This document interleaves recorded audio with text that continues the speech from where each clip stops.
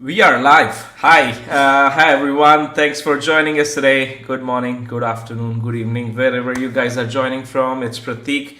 I'm founder at Testlify and Webzoli and Insidia. A lot of companies I know, but I've been into like entrepreneurial journey for last decade, I think.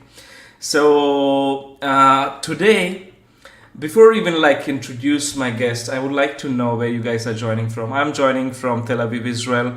Our guest is joining from UK, London.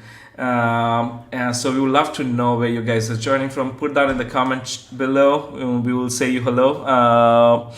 Now let me introduce you to top 100 influencer in HR tech.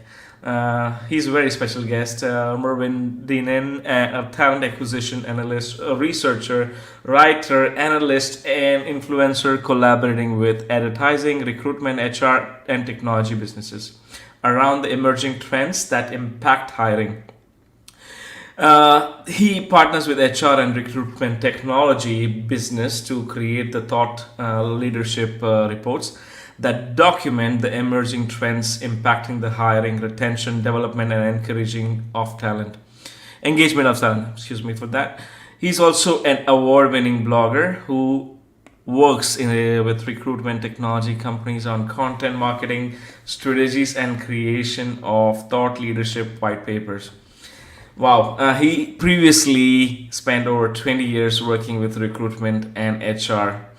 Now, one more big thing to introduce him. He was also recognized as top 100 global influencer in HR technology in 2019, 2020, and 2021. And I hope you will get one for 2022. So thank you so much for joining us today.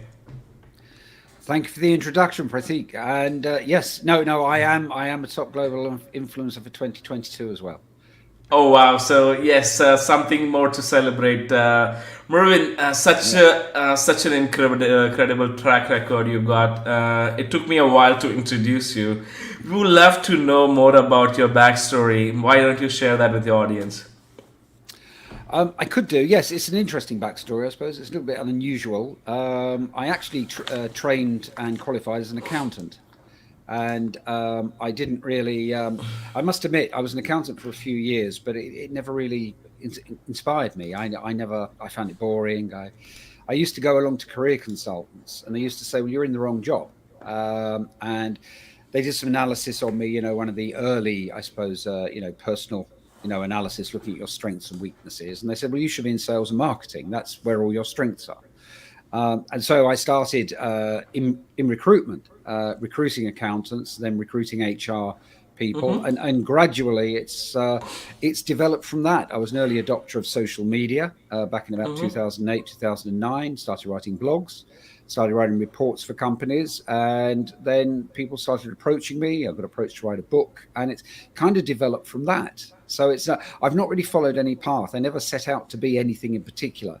And I've just kind of, I suppose, gone with whatever is best next. So I have to say that as I earn, I suppose, my living from writing and speaking, I never thought I was any good at writing. And here's a message for everybody. I didn't think I was very good at writing because my English results in my exams, my O levels in the UK, weren't very good. And I thought, Mm-hmm. oh, you know what? I thought I was a good writer. I'm obviously not. What I didn't realize is that there was a glitch that year, and a lot of people got their English remarked and ended up with top grades. So, had I done that and got top grades, I probably would have had a different path because I'd have thought, oh, I am a writer after all. So, there you Wow. go. Yeah. Follow your passion, not what they tell you. That is incredible story. Thank you for sharing that, Marvin. I see that you're also an author, right? So tell us about your book, Exceptional Talent, how to attract, hire, develop, and retain employees, and what drove you to write that book. Well, first, I've got to say there are two books. I'm going to hold them both up.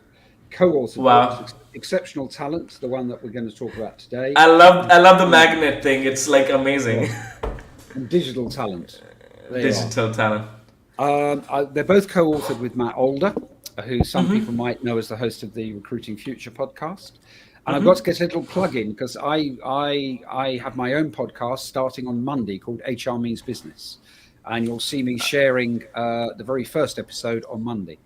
Um, So, what? on that note, I would love to be on that show. Okay, you will be. You will be, Pratik. Thank you, Um, Mervyn.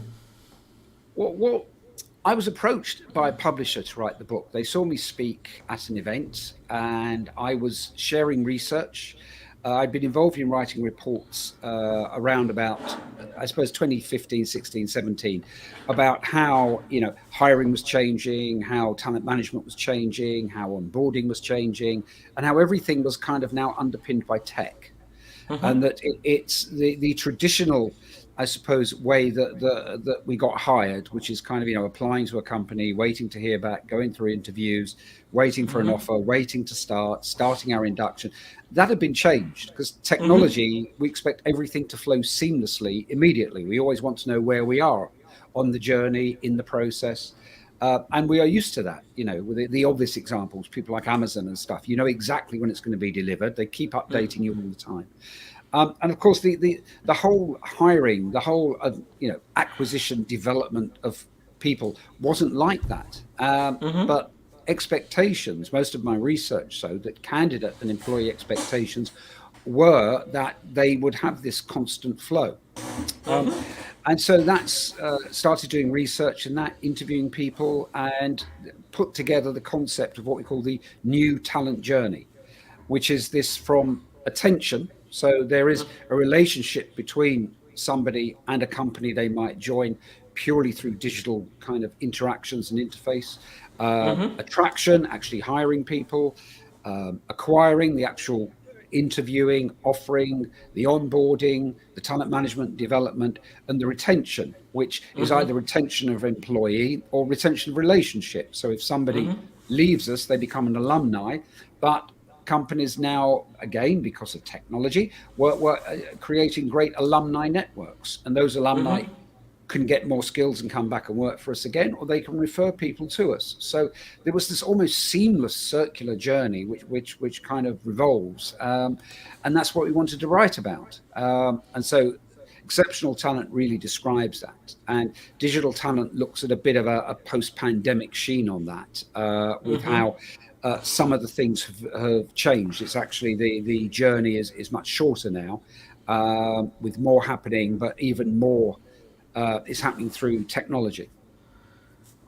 So true. So how do you think, it affects when, when companies are working on creating their employer brand? Do you share something in your book about employer branding that helps in, hiring or attracting the right talent? Do. It's both of the books contain quite a bit on employer branding. I suppose when it comes to employer branding, there's two or three things to say. The first thing, as I might say with other parts of the journey, it might be something that a company creates, but it's actually what the employees experience. And this happens again and again and again. It is people will say we've created really good interviews, but then you look at the feedback online and people are moaning about the interview process. You go on Reddit recruiting hell, and it's like I went to this company, I still haven't heard back 3 months later or something. So it's very much what candidates and employees experience as opposed to what we create. Having said that, I think that the flow of it is what's important. It's people expect to know where they stand at all times, and I think that is the bit that organizations have struggled with in the past, because sometimes we don't want people to know. We kind of, the employer brand might be a very open company, but when it comes to hiring, that's different. That's candidate experience, and it's like people want to hold back because they don't know they've got more people to interview. You need to come back and meet maybe a line manager, and so the kind of the experience of what it's like to work somewhere and what it's like to join somewhere can be two quite different things. Employer branding will nearly always give the impression that this is a great place to work where you can achieve everything you want, you're looked after, you're given opportunities. But it's how it's experienced at all the different stages, the different touch points, that determines whether or not people think that or feel that the organization lives its employer brand. And as we know, there's plenty of research quoted in the book, and if anybody's seen me speak before, they know I put up slides with a load of stats on it.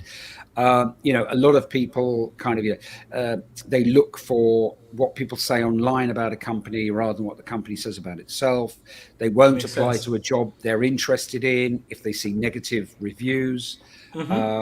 If they if they have applied and they're being interviewed, but they see again negative reviews about the candidate experience, 6 weeks later I still haven't heard, kind of thing, they'll drop out the process. And I think one of the things about the acquisition, and I apologize if I'm jumping around to the audience, one of the things about the actual applying for jobs is that applying for jobs is a very personal thing. And the job applicants, candidates apply for very personal reasons, and we don't know what they are. They might be to improve themselves, they might be the sole breadwinner in their family, they might have other responsibilities, caring responsibilities, they might need a different mix of work, they might need to earn more money, they might feel they're being held back and need more skills. They apply very much as individuals with hopes and needs, and they want to be treated as such. Absolutely. And so I think part of what we try to bring out in the books is that the journey has to treat people as individuals, so that if you apply to a job, and you should always know where you stand. And even if it's, we'd like to talk to you again, we just can't for the next 2 weeks, then you do that, but you send us some information. Say in the meantime, look at this, or here's something to read, or here's how to prepare for the next stage. Keep engaging them with information, with content, or a video. Here's a video of the line manager describing what the team's like.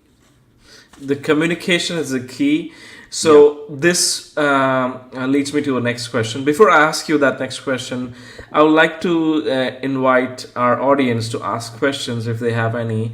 I want to say hello to Gema. She's joining us from UK. Hi. Vinay, hi from India. Hi Swapnil, Deepak, Shubham. Nice to meet you all. Thanks for joining in. If you are joining us now, so we would love to hear where you guys joining from. If you have questions for Mervyn, put down in the chat. Mervyn, coming back to the question, I would love to know, based on the things you mentioned about, communication is the key, treating candidates as humans rather than just talent or piece of resume. Communicating makes technology makes it easier, right? So how do you think platforms out there in HR tech today helps you automate the process so that candidates can have a better experience while they are on a hiring journey with you? I think there are a number of ways, and I think that the tech enables us to almost keep in constant touch with candidates. And I think what companies they aren't used to that. So the mindset, particularly at manager level, director level, might be that, we've interviewed somebody, we brought them back in, we're quite interested, but we've got others to see, and then there's silence. But of course, that's not the way the world works. As the famous comment from I can't remember off the top of my head, it was Gartner, Brian Kropp, was candidates want their 9 to 5 to look like their 5 to 9, and their 5 to 9 is full of endless experiences and constantly in the flow of things, and they want their 9 to 5 to be like that as well. But applying for jobs within a company, applying for a role isn't like that. And I've done some research on this. If people connect with me afterwards, I'm happy to send them copies of research I've done around, say, candidate experience, how you can keep iterating this, how you can keep providing information to candidates in between interviews, or whilst you're still doing the first round of interviews or second round of interviews, by keeping them in the loop with information, knowledge and a bit more about the company. As I said, yeah, video content is very important. A lot of organizations don't like doing it. I know a lot of talent acquisition people, when I say this, say, our hiring managers, if I go to my hiring manager and say, would you record a 30-second clip of saying what this role is all about and what the opportunities for development are, they'll go, oh, no. They don't want to commit themselves to saying something, or they don't want to be held responsible for something they might have said. But that's what the candidates want to hear. That's how they live their lives. That's what they expect to see. They don't want to look at a job description. They want somebody to tell them what the job is. And I think that it's not easy for traditional organizations to transform in that way. But I think that's why it's a lot of time is spent, a lot of investment is made in the application, the attraction, the application and interviewing phases, because so we can give candidates that seamless experience. And now, what are the best channels to source the right candidates for those roles? There are many. There are many channels. Most, and it's funny because I was chairing a virtual conference yesterday, and I put in the question about, what's the biggest challenge? And whenever I do that, the biggest challenge is always attracting candidates.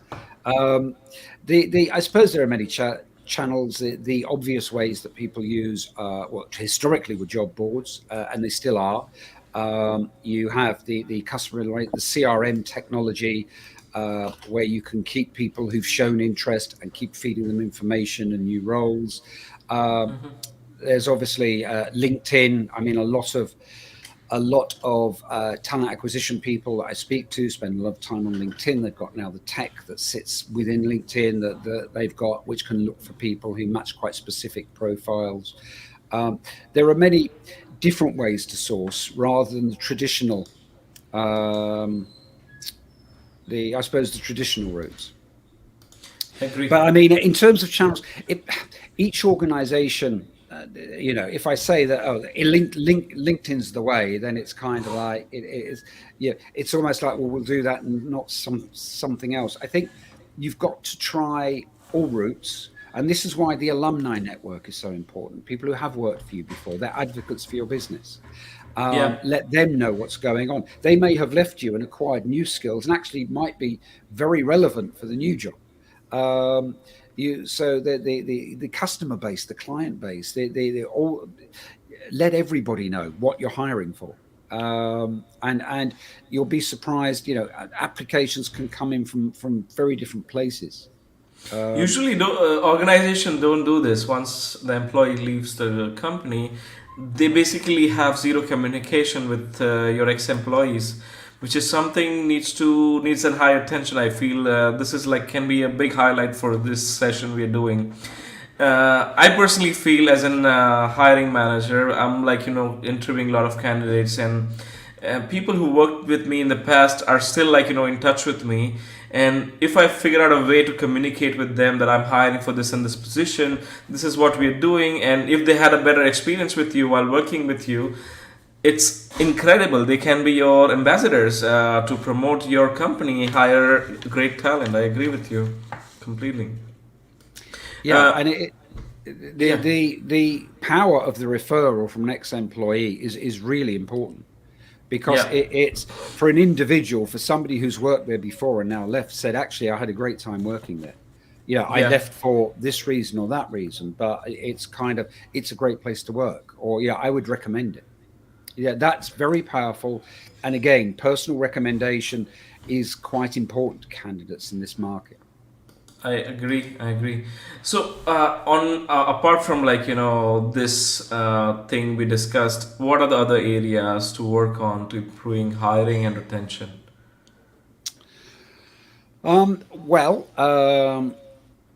Maitri has just come in as an employer branding is really powerful. It is. It has to be very real. I did some research on this 4 or 5 years ago. The employer branding has to really represent what the experience of working there. There's little point in something glossy. I mean, originally employer branding was like, have a look at our offices, aren't they fantastic? Everybody's got an Apple Mac. Everybody's got we've got, look at this coffee machine we've got. It's great. Yeah. Starbucks are envious of us. That kind of thing isn't why people work in an organization. They're nice to haves, but it's people work in an organization because the work means something to them. They're improving themselves. They're learning things. They're enjoying being part of something. And in it, all you've got to hold on to them is the coffee's great and you're in a great location. Then you're not going to keep them. So the branding of what it's like, and that's why they're gonna find the comments. they're gonna find a better coffee machine. Video content, in particular, content from managers about what it's like to work there, what their teams are like, what they're looking for, because that's what people often say. My years in recruitment, I would talk to somebody about a role that I was recruiting for, and they might come back a day or two later and say, listen, I spoke to somebody that I used to work with who knows somebody who worked there, and said it wasn't a great place to work. People were coming and going all the time. So I can then go back to the company and say, look, I can't say where this came from, but if you like, your employer brand or your reputation isn't great. Can you tell me, is there something you're not telling me? And then funnily enough, you would then get a conversation with somebody say, look, we had a situation a couple of years ago where we did possibly churn a bit.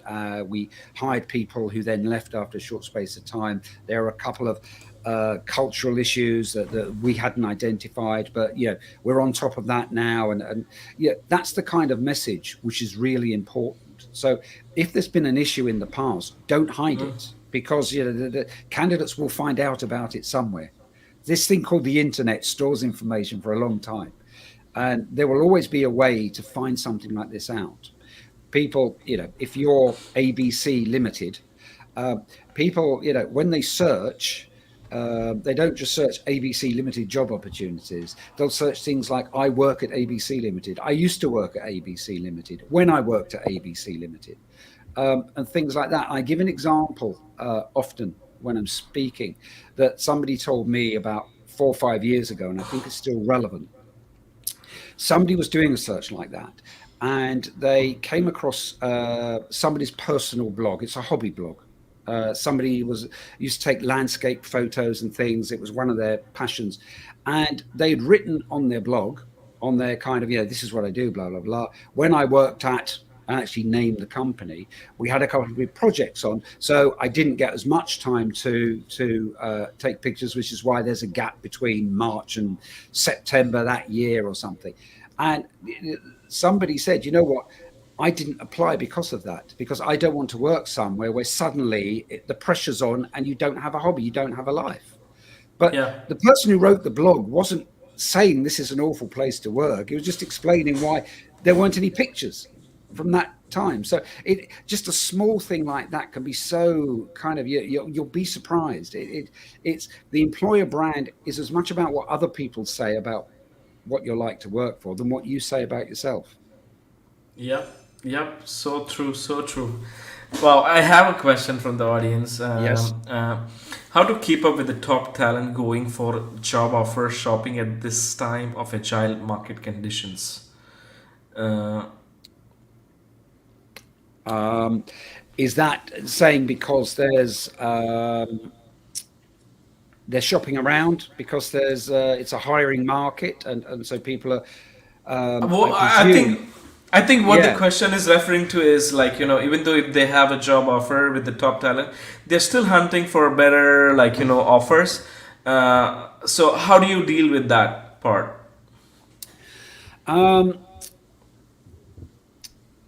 That's a good question. I suppose the first thing I would say if somebody asked me that is, well, why, if you've made somebody an offer, how, why is that offer still out there and they're still interviewing with others? So, as part of the offer, has there been a close?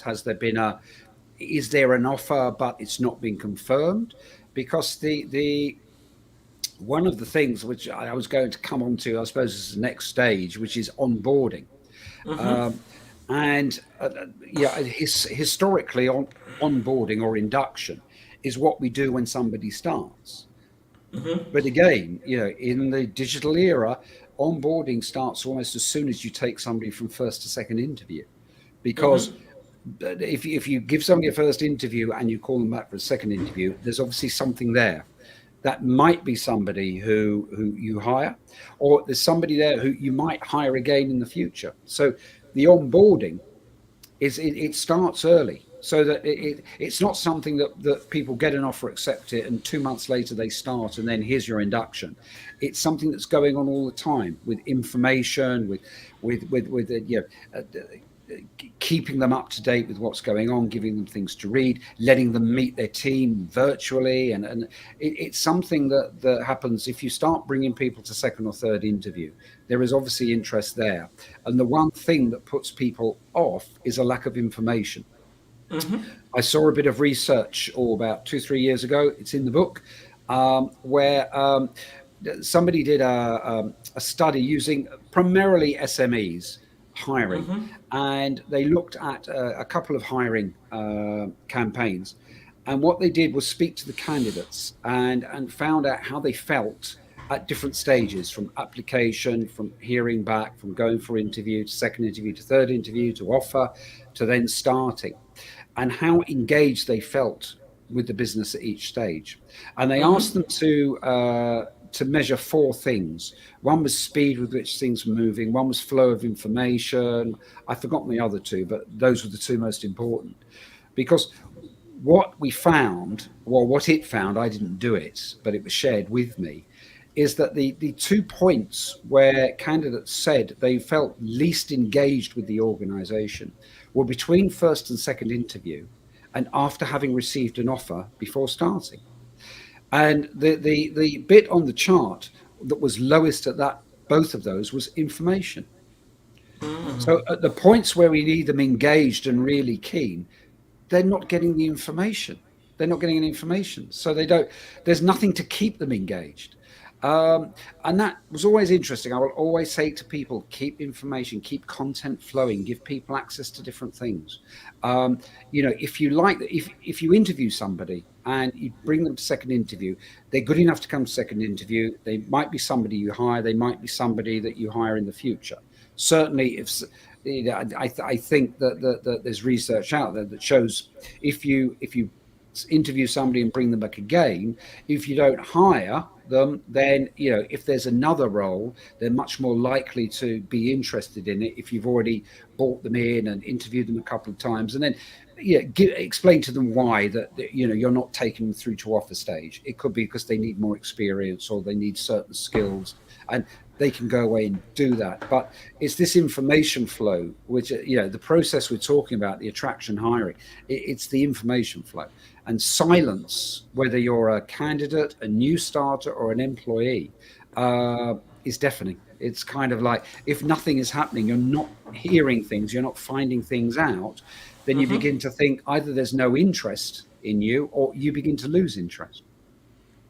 This is So I think to answer, I think it's Ajita, is it that so firstly you need an information flow. You need to keep in touch with people. If you can't get back to them for a few days, and don't forget,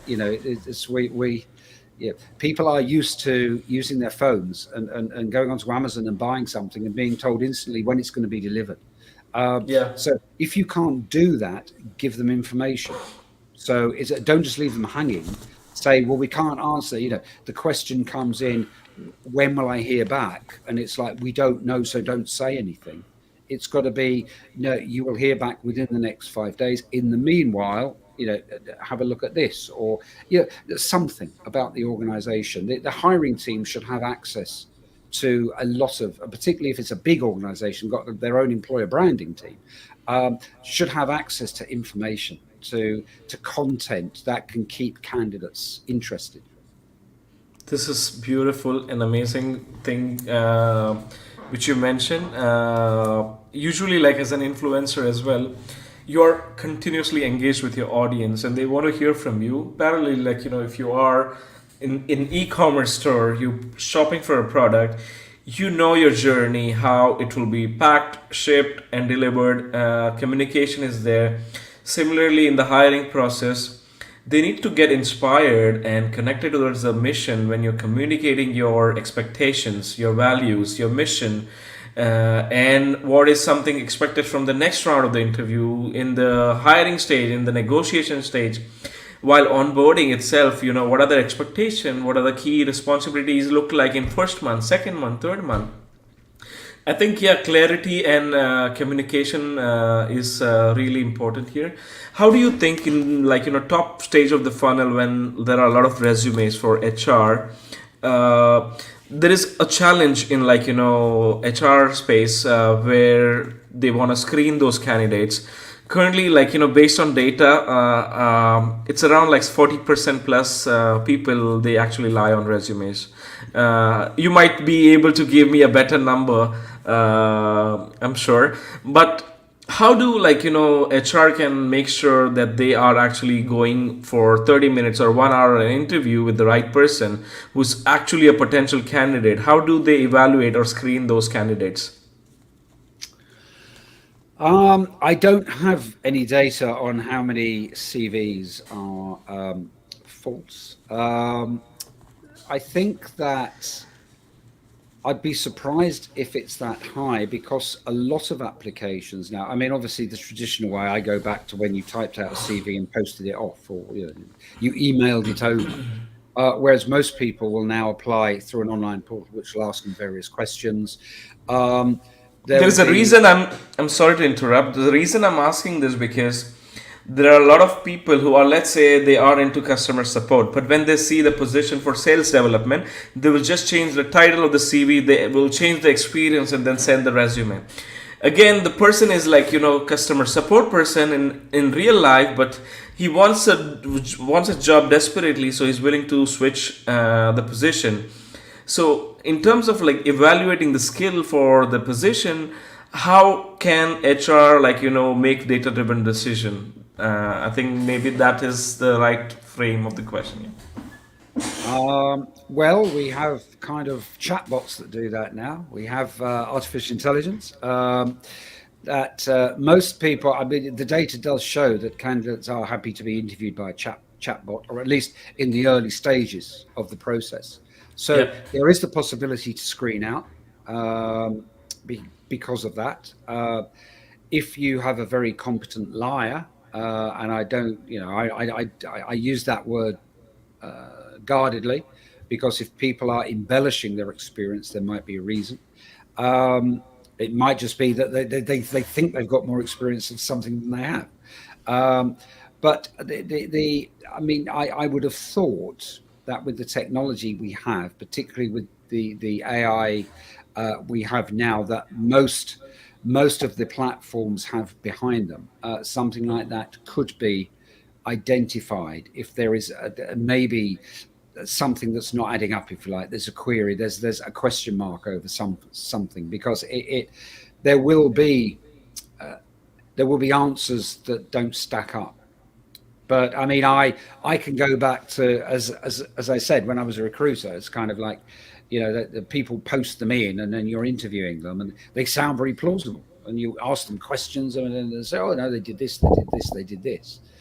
And then they go and meet the client. Client says they haven't done any of that. So it's that I think my honest belief is that is much harder nowadays, because the kind of the technology that sits behind it, and I'm trying to make this more, I suppose, a cultural conversation than getting in a deep dive into different bits of tech, but we'll kind of flag up, or will kind of pick up when things are not as they should be.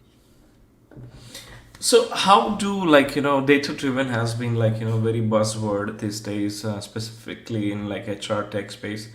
How do you how do a recruiter make data driven decision, some analytical tools for recruitment to make their process better, hiring in the initial stages, well, versus onboarding and retention. What are your thoughts here? Um, it's a good question. I mean, I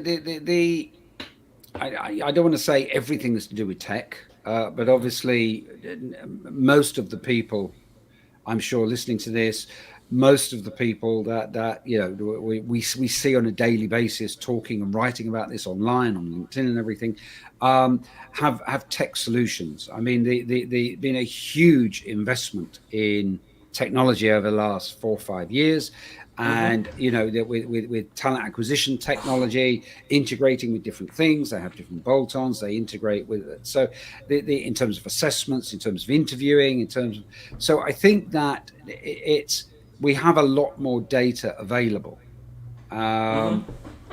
if we know how to use it properly.